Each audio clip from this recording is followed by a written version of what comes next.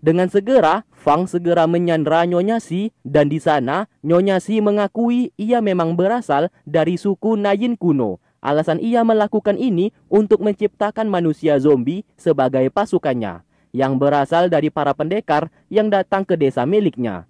Lantas, Fei mengancam apabila tidak menunjukkan keberadaan Lian saat ini, ia akan mengubahnya menjadi zombie menggunakan cairan tersebut. Nyonya Si yang ketakutan lalu menunjukkan sebuah tempat para zombie tinggal saat ini.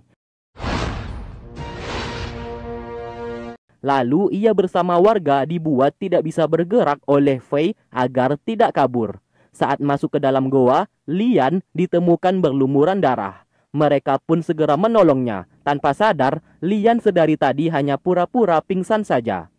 我还没死呢。哎呀，别叫，来扶我起来。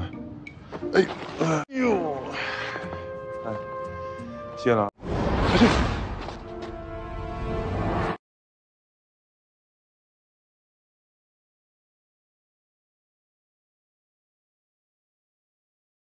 Tak lama kemudian, seekor zombie lagi-lagi datang menyerang mereka. Namun segera dihentikan oleh pendekar Lu, yang ternyata merupakan sahabatnya yang dicari.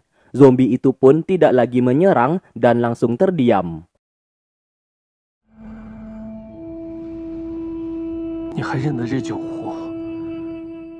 Lian berkata di saat ia diculik dan dibawa masuk ke dalam goa tersebut, ia hampir saja diserang oleh pasukan zombie, namun zombie, sahabatnya pendekar Lu di sana, justru menolongnya. Mungkin saja ia mengenal botol kendi yang dipakai oleh Lian saat ini, karena botol tersebut pemberian dari pendekar Lu. Lalu, sahabatnya pendekar Lu di sana, meskipun telah menjadi zombie, ia masih mampu mengendalikan akal pikirannya. Lantas, mereka dibawa menemui para zombie yang terpenjara. Siapa sangka, sahabatnya ini menjadi pemimpin para zombie. Kemudian, mereka pun keluar untuk meminta obat penawar supaya mengubah para zombie kembali ke bentuk manusianya lagi. Nyonya Si justru tertawa karena ternyata tidak ada obat penawarnya. Lantas, pendekar Lu berpamitan dan ia hendak membawa sahabatnya pergi mengelilingi dunia. Bagaimanapun caranya, ia akan mendapatkan obat penawar tersebut supaya sahabatnya kembali normal.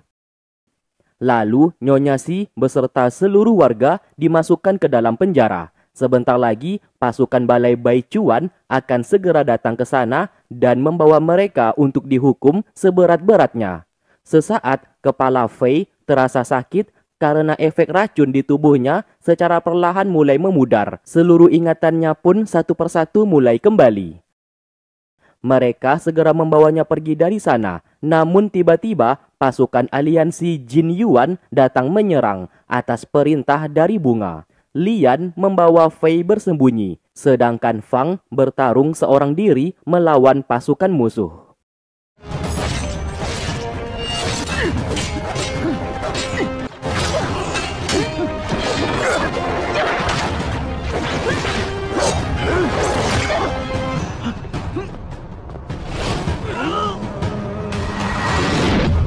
Melihat Fang terluka parah dan hampir terbunuh, Lian akhirnya terpaksa melawan pasukan tersebut. Dari sinilah identitasnya sebagai Li Xiangyi terbongkar.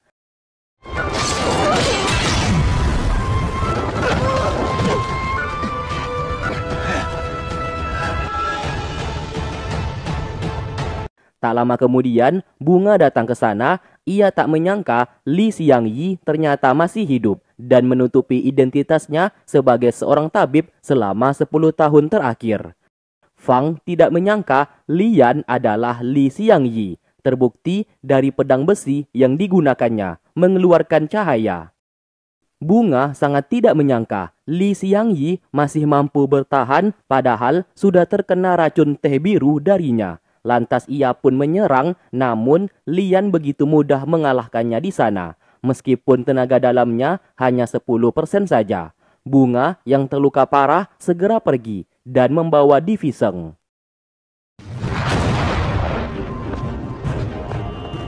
Karena kehabisan tenaga dalam, Lian muntah darah dan pingsan di tempat. Fang yang melihat itu merasa dilema. Satu sisi, ia terkejut Lian adalah Li Xiangyi. Di sisi lain, ia masih ragu apakah Li Xiangyi yang membunuh San Gudao atau bukan. Singkat cerita, setelah terbangun, Fang langsung melontarkan banyak pertanyaan kepadanya. Ia juga sangat marah sebab menyembunyikan identitasnya selama ini. Sesaat, Fang bertanya apakah ia membunuh San Gudao menggunakan pedang besi tersebut. Lian sangat terkejut sebab ia juga baru tahu pedang miliknya itu terbuat dari besi. Kita pun flashback sebentar. Pedang besi dikala itu pemberian dari San Gudao kepadanya sebagai hadiah ulang tahun. Dikala itu, Li Xiangyi tidak mengetahui asal-usul ataupun bahan dasar dari pedang tersebut. Setelah mengingat semuanya, ia pun sadar kalau San Gudao pasti telah membunuh anak laki-laki yang waktu dulu diselamatkan dan mengambil baju besi beserta pedang besinya yang sangat diinginkan oleh semua pendekar. Lalu setelah itu ia pun menjelaskan kepada Fang, yang pertama, ia tidak tahu pedang itu adalah pedang besi. Yang kedua, ia juga tidak tahu jubah yang dipakai San Gudao merupakan jubah besi. Dan yang ketiga, bukan ia pembunuhnya. Di sana, Fang tidak percaya atas ucapannya dan akan mencari bukti apabila memang Lian atau Li Xiangyi pembunuh San Gudao, maka ia tak akan segan-segan membunuhnya. Mulai sekarang, Fang memutuskan pertemanan mereka dengan mematahkan seruling pemberian darinya dan pergi ke jalan masing-masing.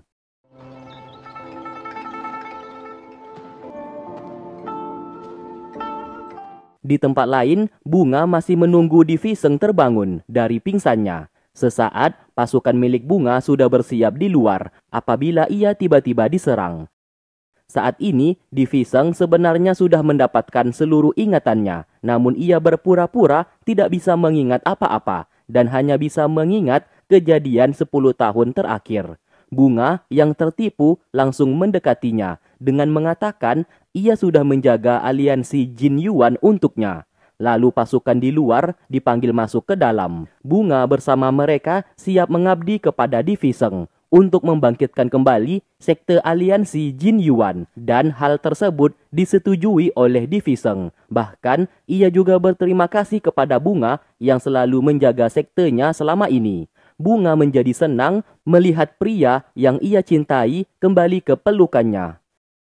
Sementara itu, Lian terbangun dari pingsan dan sudah berada di rumah berkat pertolongan dari Susi. Sesaat, Susi mempertanyakan keberadaan Fang. Lian berbohong kalau Fang sudah kembali ke rumahnya dan tidak bersamanya lagi. Saat sedang makan, Susi berkata makanan yang ia bawa berasal dari sekte Wanseng. Saat melihat logo sekte Wanseng, Lian menyadari di saat masih kecil ia tak sengaja memegang kalung milik San Gudao yang logonya sama percis seperti sekte Wanseng. Ia pun merasa bingung apa hubungan San Gudao dengan sekte Wanseng dan suku Nayin kuno. Sedangkan Bunga saat ini merasa senang karena Di Fisheng tidak mengingat apa yang sudah terjadi dan hanya bisa mengingat kejadian 10 tahun terakhir. Dengan begini, ia bisa membuat Di Fisheng jatuh ke pelukannya. Ini semua berkat majikannya yang memberikan racun kepada Di Fisheng sehingga lupa ingatan. Tanpa sadar, apa yang dibicarakannya itu sudah didengar langsung oleh Di Fisheng dari luar. Sesaat, majikannya yang sangat misterius ini datang ke sana untuk mempertanyakan bagaimana bisa Li Xiangyi masih hidup, padahal sudah diracuni menggunakan racun teh biru saat 10 tahun yang lalu. Majikannya di sana tiba-tiba gemetaran, seolah-olah panik dengan keberadaan Li Xiangyi. Mereka harus segera membunuhnya, karena 10% tenaga dalamnya saja sudah membuat mereka kerepotan, apalagi tenaga dalam Li Xiangyi sudah kembali sepenuhnya. Kemudian, Di Fisheng mengeluarkan pasukan kaki tangannya yang dikurung oleh Bunga. Karena Bunga berniat mendapatkan senjata ajaib suku Nayin, mereka harus mengikuti permainannya dan memanfaatkan situasi untuk merebut senjata ajaib tersebut. Di Balai Baicuan, mereka berhasil menangkap pasukan sekte aliansi Jin Yuan. Ternyata pasukan itu sengaja tertangkap oleh mereka supaya bisa menyebar fitnah kalau Lian bekerja untuk sekte aliansi Jin Yuan. Mendengarkan hal itu, Balai Baichuan langsung mengeluarkan perintah penangkapan Lian. Semakin lama, tubuh Lian semakin melemah karena kemarin ia menggunakan tenaga dalamnya yang dapat mempercepat racun di tubuhnya menyebar. Fang menemui sang biksu, orang yang ia yakini mengetahui identitas Lian. Kedatangannya ke sana untuk membuktikan apakah Lian pembunuh San Gudao atau bukan. Setelah bertemu, si biksu tidak bisa menceritakan banyak hal. Intinya, Lian selama 10 tahun terakhir sudah terkena racun dan hidupnya sebentar lagi akan mati. Sang biksu hanya bisa memberikan ia nasihat kalau memang benar Lian atau Li Xiangyi ini pembunuhnya, kenapa ia repot-repot mencari jasad San Gudao. Sesaat, pasukan Balai Baichuan memberikan informasi. Lian saat ini menjadi buronan yang harus ditangkap karena bekerja untuk aliansi Jin Yuan. Sontak, Fang yang mendengarkan hal tersebut sangat terkejut. Ia pun kembali menemui para pemimpin untuk meluruskan masalah ini yang ia yakini terdapat kesalahan. Tidak mungkin Lian bekerja untuk aliansi Jin Yuan sebab selama ini ia selalu bersamanya. Ternyata para pemimpin Balai Baichuan sudah mendapatkan bukti Fei merupakan Diviseng, pemimpin aliansi Jin Yuan. Terlebih lagi, Lian berteman baik dengannya. Sesaat, Yun Bi mempertanyakan identitas Lian kepada Fang. Karena ia curiga Lian adalah Li Xiangyi. Fang berusaha menutupinya dan menjawab tidak tahu apa-apa. Lalu, Fang ditugaskan untuk menangkap Lian dan dibawa ke Balai Baichuan agar bisa diinterogasi. Singkat cerita, adegan berpindah di sebuah kota. Salah satu wanita kembali ke rumahnya untuk bersembunyi. Dikabarkan kota tersebut terdapat penjahat dengan julukan Raja Neraka yang suka menculik wanita untuk dinikahi lalu dibunuh. Tak lama kemudian, rumah mereka terdapat sekotak uang sebagai pertanda Raja Neraka menginginkan anak wanita dari keluarga tersebut. Keesokan harinya, Susi menunjukkan poster yang kini Lian menjadi buronan Balai Baichuan atas tuduhan bekerja dengan aliansi Jin Yuan. Lian lalu memutuskan untuk pergi dan meminta Susi menjaga rumah berjalan miliknya. Lalu setelah tiba di kota Xiaoyun, Lian sudah ditunggu oleh Fang yang sudah tahu akan kedatangannya. Lian lalu diseret untuk dibawa kembali ke Balai Baichuan. Namun, Lian memohon agar Fang tidak melakukan hal tersebut sebab ia datang ke kota Xiaoyun bukan untuk kabur, melainkan mencari keluarga bangsawan yaitu Ling Kun supaya bisa mendapatkan potongan giok. Sebagai gantinya, ia siap membantu Fang untuk menyelidiki kasus penculikan wanita yang dilakukan oleh Raja Neraka. Namun, Fang menolak bekerja sama dengannya lagi karena Fang sudah tidak mempercayainya lagi. Terpaksa, Lian melempar bubuk ke arahnya dan segera pergi. Lalu ia singgah ke sebuah kedai untuk makan sambil bertanya rumah bangsawan Ling Kun. Sontak pemilik kedai langsung terkejut dan berdalih ia tidak mengetahuinya. Merasa ada kejanggalan, Lian menyadari pasti ada yang tidak beres. Sementara itu, pasukan dari kota Xiaoyun memberikan informasi kepada Fang kalau Raja Neraka, si penculik wanita, memiliki ciri-ciri badannya besar sambil membawa sesuatu hal di pundaknya. Makanya digelar si bungkuk. Namun setelah itu, keberadaannya tidak diketahui. Saat keluar, ia tak sengaja bertemu dengan ibunya di kota tersebut. Sang ibu lalu membawanya ke suatu tempat. Ternyata ia membeli sebuah rumah yang nantinya dijadikan tempat bisnis keluarga mereka. Tak lama kemudian, Lian datang ke sana yang membuat Fang menjadi marah dan hendak menangkapnya kembali. Namun hal itu segera dicegah oleh sang ibu. Dan ibunya Fang memang mengundang Lian datang ke sana. Hal itu juga bukan tanpa alasan, sang ibu lalu membisikkan ia merencanakan menjodohkan Lian dengan bibinya itu. Bagaimanapun juga, Fang seharusnya tahu bibinya itu sangat menyukai Lian. Saat sedang makan, Fang terus saja mendesak ibunya membiarkan ia menangkap Lian. Seketika, telinga Fang langsung dijewer. Selama Lian berada di rumahnya, tidak boleh satupun orang menangkapnya, apalagi balai Bai Chuan. Dan sejak awal, sang ibu ini juga tidak setuju Fang masuk ke balai Bai Chuan. Lalu setelah itu, Fang bersama Lian jalan-jalan melihat area rumah tersebut. Terlihat belakang rumah sangat hancur berantakan. Di sana, Lian melihat sebuah papan nama yang tergeletak di tanah, yang tertulis nama Lingkun. Dari sinilah Fang menyadari rumah yang dibeli oleh ibunya milik bangsawan Lingkun, orang yang mereka cari. Menurut cerita dari salah satu pelayan tadi, bangsawan Lingkun dibunuh oleh istri beserta selingkuhan istrinya. Namun hal tersebut terasa aneh sebab menurut informasi, Lingkun memiliki ilmu bela diri yang sangat tinggi, bahkan menduduki peringkat ketiga pendekar terkuat. Bagaimana mungkin bisa dibunuh dengan mudah?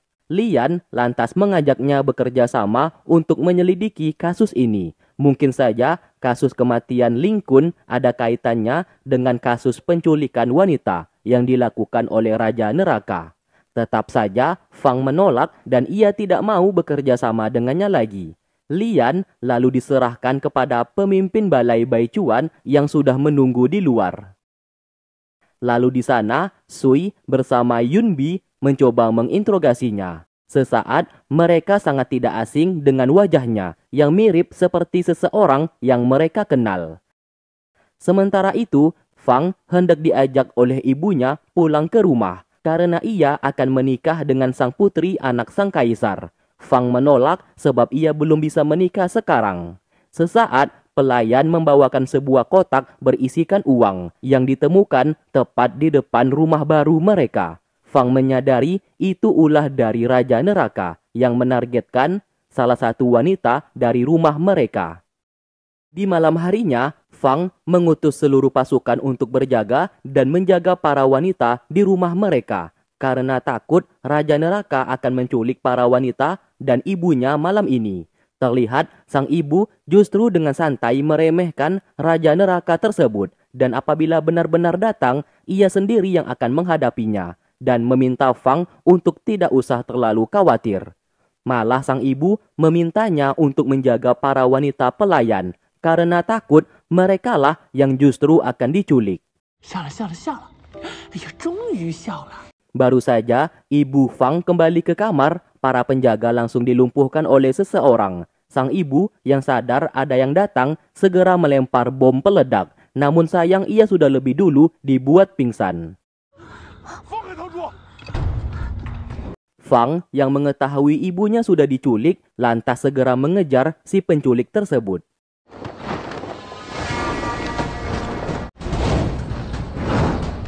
Berita tentang penculikan itu telah terdengar ke telinga pemimpin balai Bai Chuan. Yunbi segera mengecek keberadaan Lian di kamar dan mendapati sudah tidak berada di sana. Terlihat Lian juga turut membantu mengejar. Ternyata terdapat 2 orang yang membuatnya gagal untuk menyelamatkan ibunya Fang. Saat mengejar, ia melihat sebuah lubang. Ia pun melempar batu kerikil untuk memastikan kedalamannya. Lantas ia segera masuk ke dalam. Setelah berada di dalam sebuah goa, Fang juga berada di sana. Ia pun menghampirinya sambil berkata yang menculik ibunya itu terdapat 2 orang yang menggunakan pakaian yang sama. Mereka pun menelusuri goa tersebut dan tak sengaja menemukan pintu yang ditutup menggunakan batu. Setelah dihancurkan, mereka masuk ke dalam.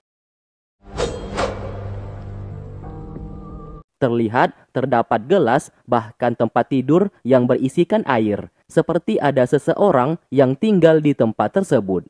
Lian menyimpulkan orang yang tinggal di tempat ini pasti tubuhnya keracunan dan selalu membutuhkan air supaya bisa menekan racun tersebut. Semakin masuk ke dalam, mereka menemukan tengkorak manusia yang bisa dipastikan itu adalah bangsawan Lingkun, orang yang mereka cari saat ini. Keesokan harinya, Lian menemukan pria yang sedang memanjatkan doa untuk kekasihnya. Diceritakan, kekasihnya juga diculik oleh Raja Neraka dan setelah itu ditemukan tewas terbunuh dekat sungai. Setelah bertanya kepadanya, Lian mendapatkan informasi keberadaan mayat wanita korban yang diculik oleh Raja Neraka. Setelah melihat dan mengecek wanita yang menjadi korban saat ini, ia menemukan bekas telapak tangan. Akhirnya ia tahu siapa Raja Neraka tersebut. Sementara di tempat lain, Ibu Fang melihat wajah si penculik yang ternyata orang yang menjual rumah yang dibeli olehnya. Pria ini bernama Su. Tak lama kemudian, Lian datang ke sana untuk menghentikan aksinya.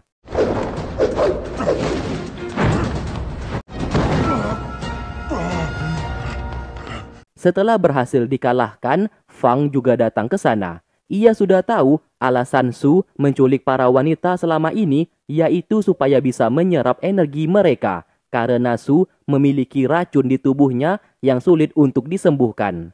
Karena sudah terjebak, Su berusaha kabur dari sana, namun aksinya berhasil dihentikan oleh kedua pemimpin Balai Baichuan. Lian yang melihat itu menjadi kesal dan memilih pergi sebelum dirinya kembali ditangkap.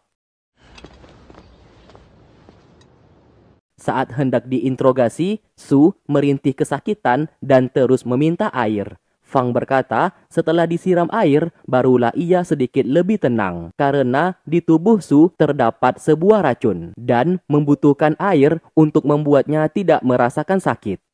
Lalu, Fang mengambil potongan giok tersebut dan menyiraminya dengan air. Sesaat, potongan giok itu diambil oleh Yunbi, dan ia pun keluar untuk membawa potongan giok kembali ke Balai Baichuan. Sui yang masih belum bisa mempercayainya lantas mengajak bersama-sama untuk kembali. Karena bagaimanapun juga, Yunbi pernah bekerja sama dengan Bunga untuk mencelakai Li Xiangyi. Yunbi yang merasa dirinya selalu dicurigai lantas bersedia pergi bersamanya supaya Sui mempercayainya kalau ia sudah menyesal dan bertobat. Singkat cerita, Su dimasukkan ke dalam penjara yang di bawahnya terdapat air. Hal itu sengaja dilakukan oleh Fang, asalkan ia mau buka mulut, maka Su akan direndam. Apabila menolak, maka penjara tersebut akan dinaikkan kembali. Karena Su menolak untuk buka mulut siapa orang yang membantunya selama ini, alhasil ia pun disiksa menggunakan alat yang dibuat oleh ibunya Fang.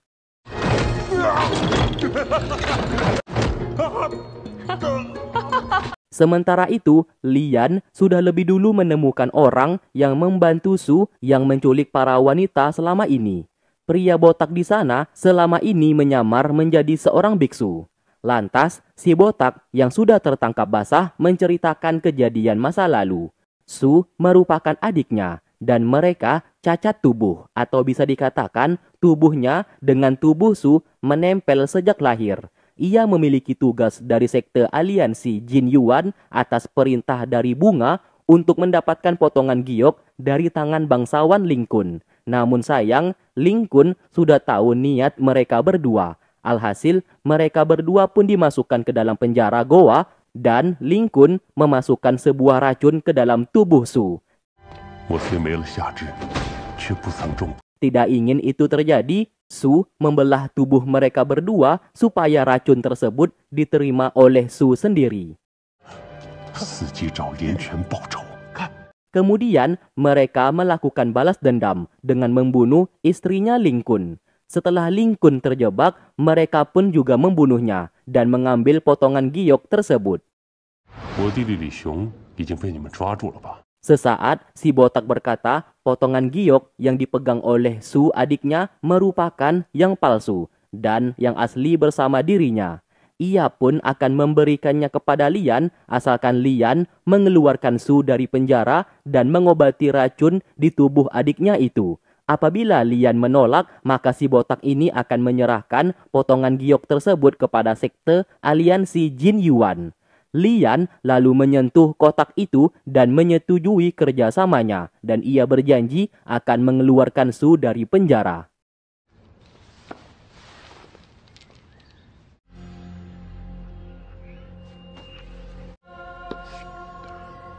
成交。 Lian lalu pergi menemui Fang dan berpura-pura menyerahkan dirinya untuk ditangkap. Saat ini ia memiliki sebuah rencana dalam membebaskan Su dari penjara dan sangat terpaksa memanfaatkan situasi saat ini. Lantas, Fang membawanya masuk ke dalam gudang dan tinggal di sana untuk sementara waktu sambil menunggu para pemimpin balai Baichuan datang menjemputnya. 乖乖做你的犯人就行。李公子， Ibu Fang datang ke sana dan menjadi marah melihat Lian diperlakukan seperti itu, bahkan ditempatkan di sebuah gudang. Ia pun mengancam anaknya ini untuk tidak bertindak macam-macam kepada Lian, karena bagaimanapun juga Lian yang menolong sang ibu saat diculik kemarin. Di malam hari, racun di tubuh Lian semakin lama semakin parah. Efek yang dirasakan, tubuhnya mulai kedinginan. Fang yang melihat itu menjadi sangat khawatir. Ia pun menyiapkan selimut dan air panas. Hingga pagi hari, Fang terus menjaganya. Dari sinilah ia sadar Lian tidak menipunya, karena ia kira sebelumnya Lian pura-pura lemah saja. Namun ternyata ia benar-benar lemah akibat keracunan. Karena hal tersebut membuat Fang sedikit merasa bersalah. Setelah terbangun, Lian mencoba menceritakan masa lalunya supaya Fang tahu bukan ia pembunuh San Gudao. Ia bersama San Gudao menolong satu keluarga yang dibantai oleh para pendekar yang hendak mencuri jubah dan pedang besi.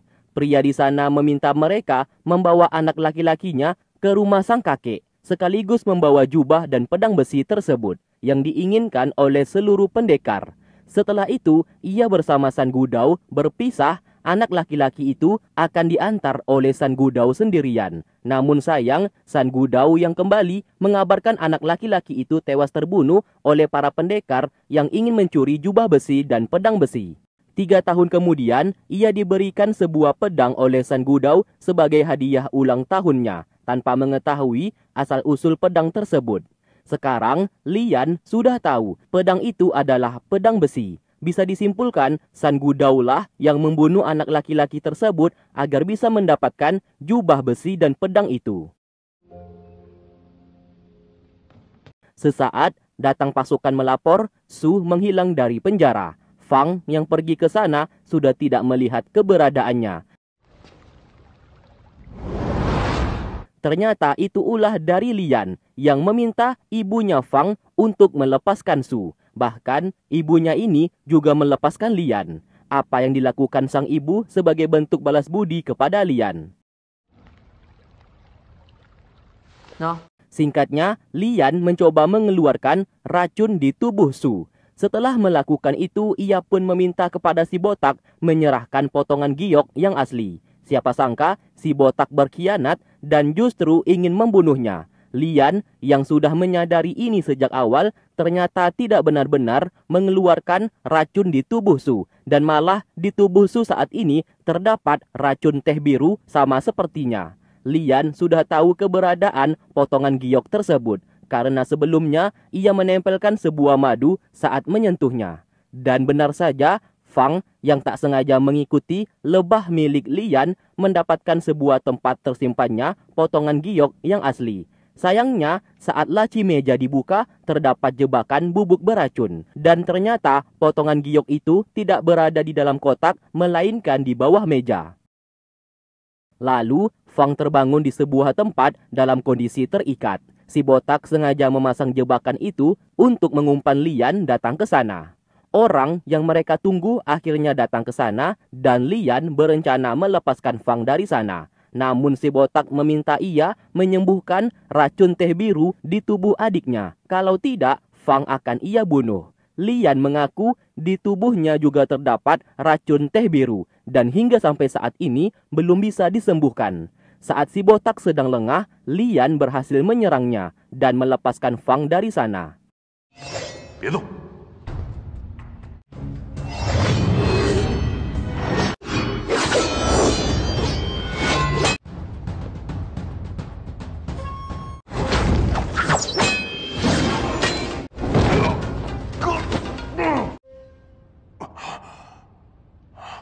Kakak beradik ini pun menyatukan kekuatan untuk bertarung, namun hanya dengan satu kali serangan, mereka pun dikalahkan begitu mudah oleh Lian.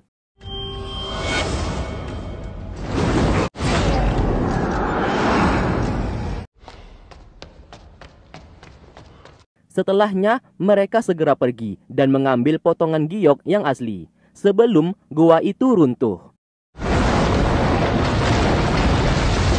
Setelah berhasil keluar, Bunga bersama pasukannya sudah menunggu untuk merebut kembali potongan giok di tangan mereka. Pertarungan pun tak dapat terelakkan.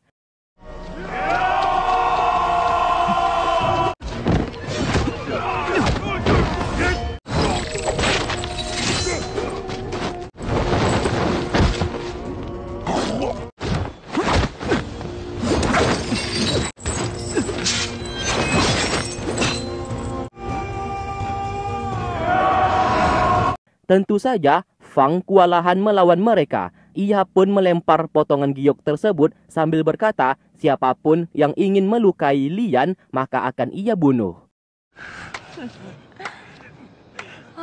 Beruntung sang ibu bersama pasukan Balai Baichuan datang tepat waktu. Bunga yang melihat itu memilih mundur dari sana. Kemudian Yunbi, pemimpin Balai Baichuan, meminta Fang memberikan Lian kepada mereka. Namun Fang menolak. Bahkan ia memutuskan untuk keluar dari Balai Baichuan. Dan mulai sekarang siapapun yang ingin melukai Lian harus berhadapan dengannya. Di sana sang ibu membela anaknya ini dan siap pasang badan. Setelah berada di rumah, racun di tubuh Lian sudah hampir menyebar ke otaknya. Bahkan untuk berjalan saja sudah tidak mampu. Fang memberikannya air hangat. Seketika, Lian muntah darah.